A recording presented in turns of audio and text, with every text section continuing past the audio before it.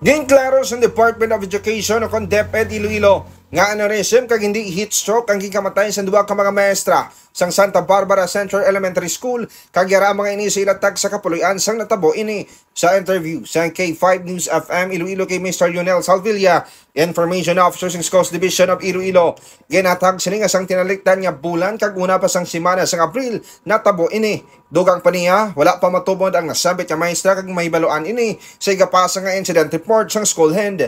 Panyag pa ni Sevilla nga sang tinalikdan nga bulan kag sinimana gin-cancelar ang face-to-face classes bugod man sa tuman kainit sa tiyempo. Padayon, ang koordinasyon kag monitoring sa talatapan kung may mga heat-related incidents kay sabahin sa mga estudyante, may pila naman nga na-record nga nagkalasunggo bangod sa init. Ang confirmation, tati may duwagid man ka teachers na napatay, pero they died because of aneurysm, no? Mundong initial nga report from the principal, and wala natabo sa sulod sang eskwelahan, no? So probably dito sila ginatake sa ilang nga balay. Tag mga ka-K5 na hibaluan niya ginhatagan man sa otoridad ang tag sa mga school heads nga magkanselar sang in-person classes kung base sa ilang assessment kung gaano kainit ang ilang mga lugar kag tagsaman sang ilang mga hulot kasihan.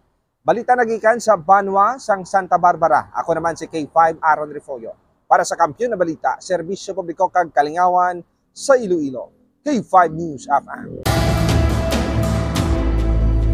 Ang ining balita ang ginadulong sa inyo sang DTX Coffee Mix. Himo sa natural nga sangka pareho sang amarkuso, chia seeds, sugared cane extract powder. DTX Coffee Mix. Nakakapi ka na, naka-detox ka pa. DTX Coffee Mix. Mabakal sa mga butika.